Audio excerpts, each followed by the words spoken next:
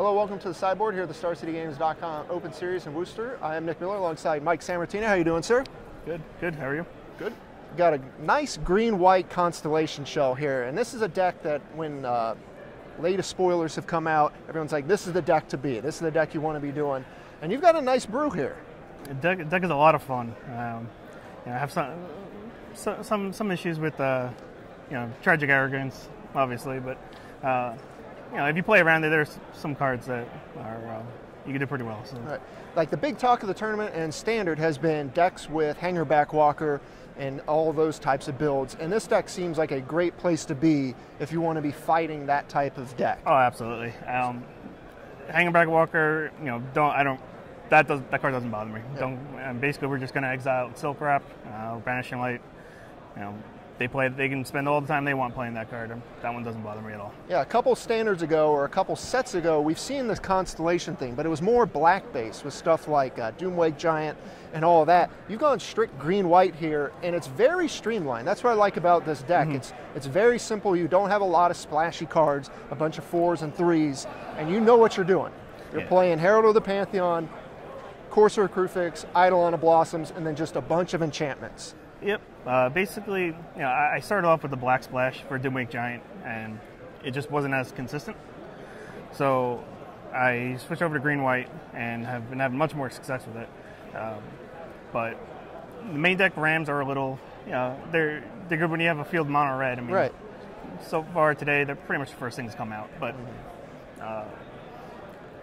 not the worst card, though, to kind of hedge against the field when you got the enchantment-themed deck. They do block a lot of stuff, especially out of the Abzan aggro decks, too, so I can't imagine they've been that bad for you at their worst-case scenario. Game ones, they've been pretty good, obviously, but, you have, like the Abzan aggro decks, played a bunch of Abzan today. They just get in the way. And, if they want to use removal to kill that thing, I have no problem with that. So, right, Abzan's a giant part of the metagame right now. And if you want to be beating Abzan, this deck looks like it's got a fabulous matchup game one, where your stuff is just more and better and just more consistent. Yes, no, it's pretty consistent deck. The exile removal, so you're not letting them get things back from the graveyard. And most decks, you have Dramoka's Command, but aside from that, enchantment removal is not very strong. Yeah, and I can't imagine the command being that great against you. You have so many options, It's really not. I mean, granted, if they, I do something on turn 2 and they do use it then or early enough, then yeah. Right. But for the most part, there's 2 cards that I'm really worried about, and that's Tragic Arrogance and Back to Nature. And nobody plays Back to Nature. Sure. So, really, that leaves one of them. But overall, the deck's it's consistent, and I'm a big Enchantress player, so this deck's a lot of fun for me.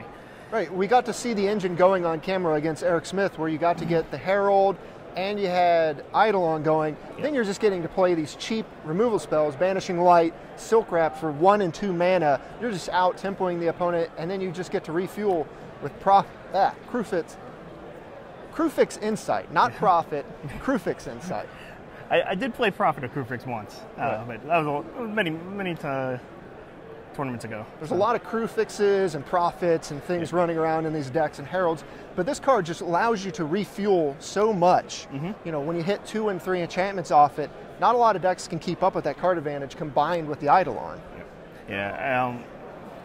Against Eric Smith, there's game 2 there where I thought I was going to be able to pull that back.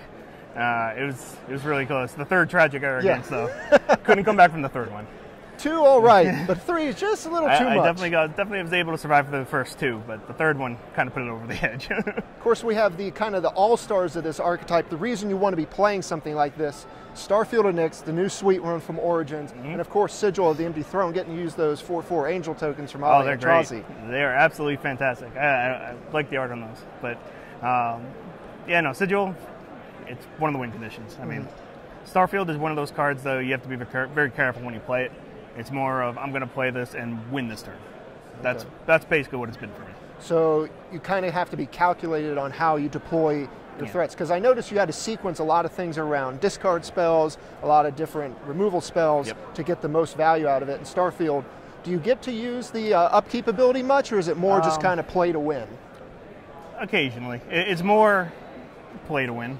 unless I'm, if I'm strapped for resources, then if I can play it, and start getting stuff back one at a time, then yeah. But for the most part, it's play it and the game's over. Play it, opalescence, just get to kill them right there on the spot? Yeah. Another all-star here, we saw this from Dragons, I believe, or Fate Reforged. Yep. We saw this at the beginning when people were putting it in the green ramp decks, but yep. Frontier Siege here has a lot of abilities here. Of course, the ramp's good, but I also got to see you put it on the opposite side of Dragons, Cons, of course, just shoot down people's creatures. Yep, I run 2. So typically the first one's going to be on Cons, so for the mana ramp. And the second one usually goes to Dragons, and with the Angels that Sigil's pumping out, each one of them is just taking down something across the field. Yeah, you were just shotgunning down everything an opponent played because you got to have Sigil in play, the Siege in play. Every spell you played was drawing you cards with Eidolon. You were killing something and getting a 4/4. Almost seemed unstoppable at that point. It's good. The synergy of the deck is very good. Okay. I'm sad it's rotating, but... We'll move on to the sideboard. You've got more enchantment removal. You say you swap out Nyx Fleece Ram for Suppression Field here as another way to just kind of... For the most part, yeah. Because the decks you want Suppression Field is, the Abs in mid-range. The Siege Rhinos, the Taskers. You want to get rid of those.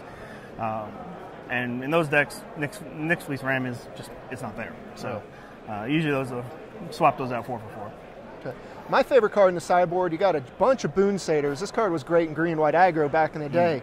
What was this coming in against? I haven't played against Control yet, but it would, I'd bring it against Control. I brought it in against Jeskai just for some extra aggression. Sure. But those are basically the 2 matchups that I was looking for.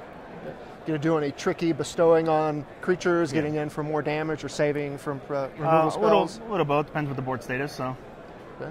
You got plummets, you got to deal Stormbright Dragon somehow. Yeah, that's the one thing. This deck, it falls to turn 3 Stormbright Dragon really good. Nissa is a nice inclusion in here as well. More kind of control hate, I assume? Yeah, that's control.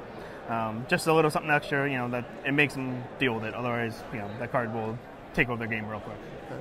So you're a big Enchantress player in Legacy. You play this in Standard. There's not much time left in the Standard format, but are there any changes you'd like to make? Anything to include here going forward? Honestly, the list is pretty tight. There's not much you can.